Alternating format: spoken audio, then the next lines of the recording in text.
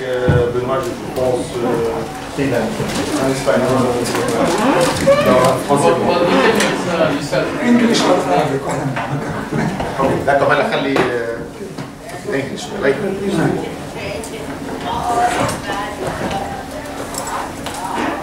So, good evening everybody, and thank you for coming in this lovely weather outside. So it's glad to see you all coming here.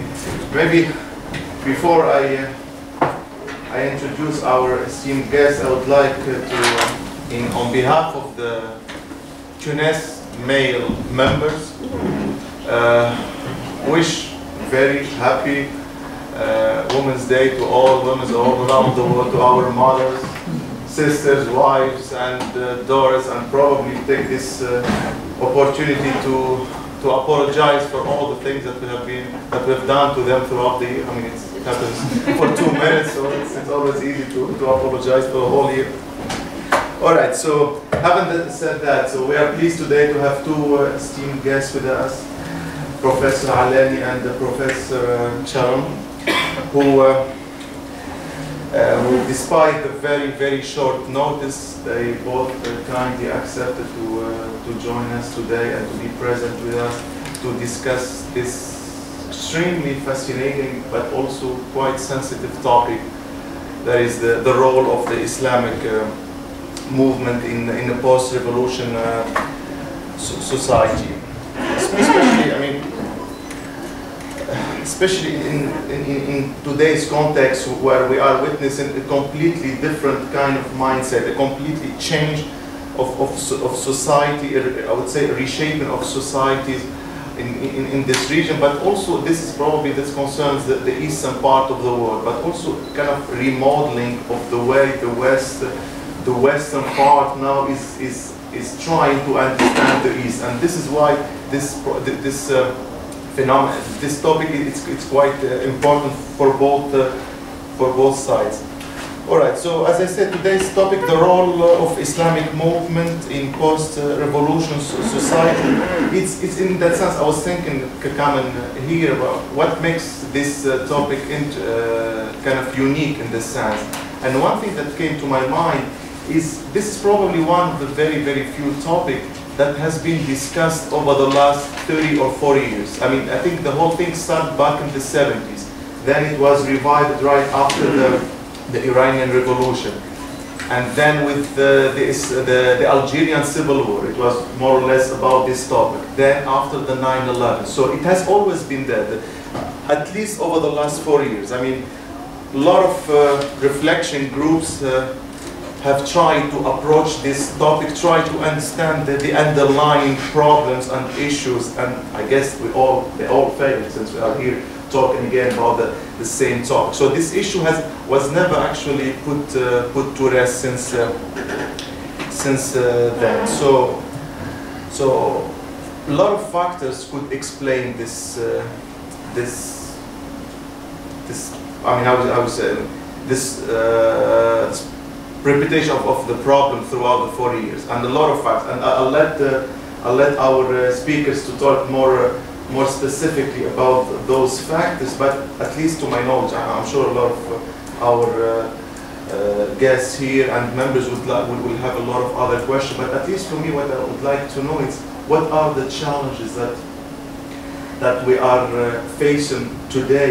Because each time we talk about what we are witnessing right now, they said, well, that's not a new thing. We have experienced that in the past, and we kind of managed our way through. So what I wanted to know is what makes the current situation different from the previous one, and what makes the challenges that are facing our society probably more critical than the one that have impacted the previous society. Thinking about the short run or the long run, even though, I mean, if you ask me, I'd rather focus on the short run, as Keynes once said. I mean, who cares about the long run? We are all dead in the long run. So that's why, for us, probably the critical part is to look at what we have today. All right. So Without further ado, once again, it's my pleasure to introduce to you our two guests. We have today with us, coming from Tunisia, Professor Ali Al-Alani, who is Professor of Contemporary History at the University of Letters, Art and Humanities in Manouba, Tunisia. And he is also member of Research Unit, the Society and Parallel Society as well. He has several academic contributions, mainly focused on the Islamism in the Maghreb and the protest movement in Tunisia. We are also pleased to have with us today Professor Benoit Charon, who is Assistant Professor at the Kevorkian Center for Near East Studies at the NYU, and the Research Fellow at the Graduate Institute of International and Developmental Studies in Geneva, with more focus on religion and politics. All right, before I give the floor to our two keynote speakers, please join me to thank Professor Kamal Jdibi, who is professor here at Columbia University, who had actually made this whole event happening. I mean, by doing his best to provide us with this room. So thanks Kamal for having this room to us. All right, Professor Charon, you have the floor. Okay, thank you. Thank you very much. Thanks for the invitation to hosting us here. I can speak in French or English. It's really no problem. So you tell me. I mean, my text is in French, but I can speak in English out of it. So you as you want. I think you better say Barak speaks English here. I think it's in French? No, in English. Okay, good. So, okay, well, I come from Switzerland originally. I think it's important to state where I come from. So I hope my neutral hat as a Swiss person will be helpful in this discussion. I mean, I've worked for, it's a 30 year, I'm in New York. I was at the New School of Social Research, now I'm in NYU. My work is, so bear with me, I know very little about Tunisia. I'm very interested in Tunisia. But my work has been mostly in Palestine. I work on civil society promotion in Palestinian territories. And then I work in the Mashrek, a comparative perspective on Islamic charities. So my work has led me to work on different strands of civil society. Usually we have the NGO world, but there is also a big sector which is very important, is the Islamic charities. So in this work I did in Geneva, there was quite a substantial focus on the interlink between religion and politics. And in the last 2 years I've been teaching courses and writing about the Arab Revolt from a comparative perspective. Okay? So again, what I will offer as a reading is a comparative reading, and I've been involved in a series of conferences and workshops with civil society actors and donors following the Arab uprising. So we had a meeting a year ago in Amman, a month ago I was in Cairo, and we had always people from Egypt, from Tunisia, from various places like in Yemen, with activists from the Islamic camp, as well as opposition and different actors. So I'll try to speak in terms of values here, in these comparative terms. So bear with me. I know the math and the quantities are important when it comes to the parliament, the rapport de force and the tension between the different groups. But I will try to underline a couple of qualitative elements that were at the heart of the revolts. I'm not going to bore you with repeating what has happened, you know better than me, but trying to understand what was so central in the critical moments of the mobilization in the first months, the first weeks, and how those values can be preserved and can be potentially at a cornerstone, at a crossroads between, as a way to create a dialogue between different groups. So as I said, I work on civil society, and what was a striking feature of all the Arab revolts was that the civil society was a spontaneous civil society that emerged through those protests. It was not, by and large, the formalized civil society organization, the NGOs. Some of them lost the momentum. Of course, some of them helped in formulating an agenda and so, but it was by and large a very spontaneous set of civil society organization. In which you had a confluence, a convergence of very different groups. different social groups, different age groups, different class groups. Okay, and that was really the very important moment where you could see that different segments were coming together. The Islamists played also a role, rather low-key, especially in Egypt. They were careful not to intervene, but the Nobel Prize winner, Tawakkul Karman, let's not forget, she's a member of Islah, the Islamist party in Yemen. So those groups had also been involved in the key moments of mobilization. So this is to say that the Islamists played a role, but like the structured civil society, the NGOs, they didn't play the central role, right? It's the coalition, this coalition building that has been very important. So this is important to realize that there is a high degree of diversity in the moment of mobilization, and the challenge is to turn this diversity into pluralism in the long run.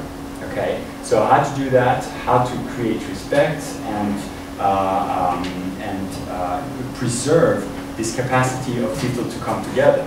In Egypt, the possibility of the mobilization was also created by the fact that a lot of those bloggers and activists had been in jail also with some Muslim brother activists, and so they had shared the same faith, right? So this kind of community of trajectories has helped creating momentum between Kifaya, the younger strands of the Muslim Brotherhood, and other blogger type of activists.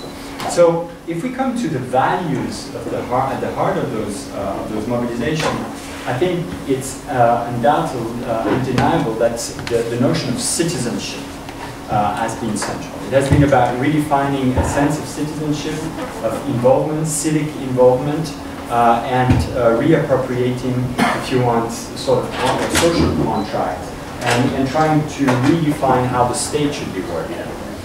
So citizenship there has been very important, and trying to grab, so to say, the state and make the state an instrument not of alienation and oppression as it was in all those countries, but trying to get a sense of involvement. And for me, there are two key principles that are at the heart of those revolts. One of them is what I call intersectionality. Intersectionality, that is a phrase to catch the fact that you have a certain degree of inclusion, of overlap between segments, different segments of the population, age group, again, that have made those revolts possible, especially the first weeks of the mobilization, right? I mean, you had people coming from an urban, a rural background, you had different age groups, you had different classes, and that was also very important. The middle class had not mobilized in previous instance bread riots in Egypt or in Yemen. There what was interesting is that all segments of the society mobilized, liberal arts profession, and everybody converged into those central spaces. So at those critical moments, if you remember pictures of Bahrain or Yemen or Egypt, or in Tunisia, perhaps in less in Tunisia, but I think it's also the same phenomenon, is that you had national symbols to manifest this sense of unity, right? I mean, in Bahrain, it was like, it's not about Shia, it's not about Sunni, it's about being a Bahraini citizen. In Yemen, that was the same kind of argument. So I think this notion of intersectionality, if you want to call it inclusion or pluralism, has been really at the heart of the mobilization, and the challenge is to keep it alive. But that created, I think, a new dynamic, and now that, 2 years after the fall of Ben Ali and Mubarak, I think the challenge is to preserve this sense of intersectionality, of inclusion, and work in a way that allows the formalization of a pluralistic system. So in other words, it's a qualitative input, not just a quantitative, and how you create coalitions. That is important, but it's also about this principle. And in Egypt, and I know in Tunisia there are a lot of strikes. In Egypt you have a lot of strikes going on. And there it's interesting, for example, over the fall, there was strikes from the doctors' movement in Egypt. And there was an attempt by Morsi, the government of Morsi, to give more and increase the salary just to the doctors. But the doctors say, no, we want a systemic change. we want not just a higher salary for the doctors, but we want, and this is something that Tim Mitchell, a professor here at... you need to turn it on and you could speak.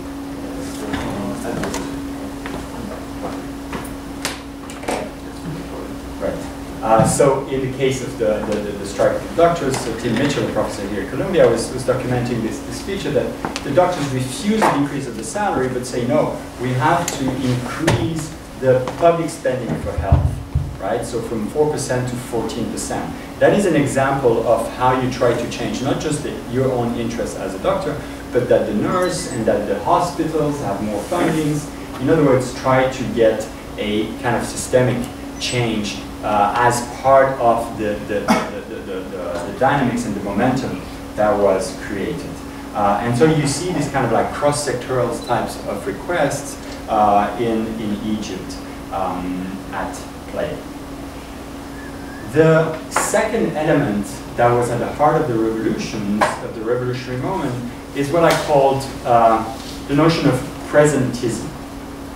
Presentism is a word to combine the fact that people were making their statements and their demands by the presence, right? Occupying a central square, Tahrir, Tahrir Square in Sana'a, and very important strategic location, okay? So the presence is important, but there was something more to it, which was reclaiming the present time. So presentism, if you want, captures this dual kind of the two dimension is we are present here, so the physical presence, and we want immediate change, right? And that is a radical shift with what had taken place before, is that the regime were always saying like, you know, oh, we'll get things better in the future.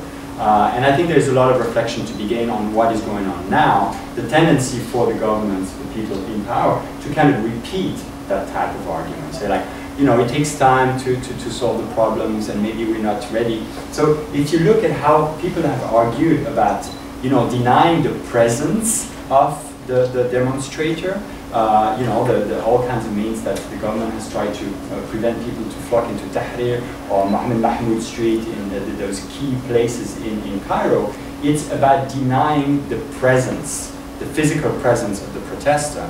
And it's also about rejecting and putting the question of the immediacy of the demand and sojourn those demands and refuse to enter into a dialogue about the immediate request. So again, why is this important? It's not just a kind of a sociological reading of what was at play in January, February 2011, but I think you can see how people in power are trying to deflect and say, well, you know, denying the presence, denying the present, and trying to divide the people and work against the intersectionality.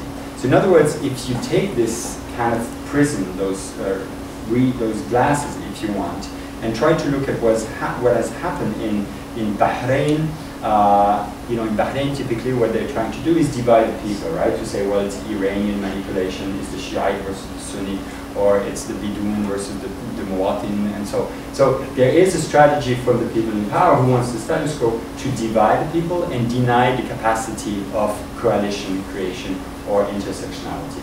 And it's also about denying the immediacy, and like in Yemen, you know, the national dialogue has been postponed many times, and so it is about creating a sense of impatience, and the people really want to resist and keep having this sense of immediacy and this sense of what I call presentism. And I just give you an example. There was a graffiti in Tahrir which which was written just at the end of January or early February, and it stayed, the graffiti on Tahrir just stayed, starting today, this is your country, do not throw rubbish, do not play a bribe, do not falsify a document, do not submit to injustice and tyranny, complain about any institution that falters in the performance of its works. So, you know, starting from today, and you get a sense of this is a call of people to act in a citizen, civic manner and try to rebuild something different. Okay, so of course I know this might sound very nice, and this is very theoretical, and so how does that connect to the situation? And that's where I come to the presence of the Islamic factions in those different trajectories and different articles. First of all, it has to be clear that the Islamists themselves are very fragmented. They have different political factions representing them. They have great disagreement between the Ikhwan and the Salafi, and even within the Salafi in Egypt you have 3 different movements which are also geographically split. In Yemen, Islah, the main Islamic party, is made up of different constituency, a rather conservative Ikhwan branch, an urban branch, and you have, in other words, a big fragmentation. So it's difficult to say in general what Islamists want and what they can do. Okay, but I think if you take this question of Islamism, this question of presentism and intersectionality, there has been part of the Islamists which have been defending a certain degree of intersectionality, but I think they have an awkward and ambiguous position when it comes to presentism. And when it comes to accepting the immediate present demands of the various groups, and in denying the capacity of occupying central squares. So this is quite striking in Egypt, where, for example, at this conference a month ago in Cairo, you had people close to Morsi, and they were using the same rhetoric of saying, well, we're not ready yet for a re-election, or we're not ready for full participation. So again, they use the same strategy of denying direct participation now. Although they claim to be part of the revolutionary, right? Morsi often speaks of the need to preserve the revolutionary spirit and all those things. So I think there might be a tendency to speak on both sides of their mouth, or to say one thing but also deny. And that is where the real challenge is from the Islamic movements. 2 last concluding elements. There was a lot of talk in general in the region about the creation of a Dawla Madaniya, the creation of a civic state. Right, a lot of the Islamists were converging into the defense of this project early in the early months of the revolts. That gradually disappeared very quickly in Egypt with the elections, the discourse of Dawla Madaniya, which seemed to be a kind of common platform on which people could agree and try to come to terms with the need of reforming. This notion of Dawla Madaniya has gradually disappeared. And that is problematic, I think. And the last problem, I think, in much of the activism in the name of Islamic movements is the imposition of a certain identity politics, which is imposing a religious identity and denying a more civic and pluralist sense of identity. I mean, it's not by any coincidence that a lot of the minorities, the Amazigh, the Berber, and other Christian, the Copts in Egypt have been extremely wary of the emergence of the Islamic parties. And there is no reason why Egyptian identity or Tunisian identity should be subsumed as in religious terms, but there should be a respect of different forms of identification. And this politics of identity is also something problematic that we have to look carefully, and that is at play in various parts of Arab countries that have witnessed this type of protest. The last thing is this mobilization from the Palestinian civil society. There it's interesting that a lot of, Palestine hasn't witnessed the type of protest, the scope and the scale of protest that we've seen in Yemen, Egypt, Libya and Tunisia. But there the youth has expressed a high degree of dissatisfaction with the Nationalist Party and Hamas, and calling for the end of the division. So there is a pressure to go beyond those dichotomies and those schemes between a secularist camp and an Islamist camp, and that's where the challenge lies. So I'll leave it here, and I look up for the question. Thank you, Professor.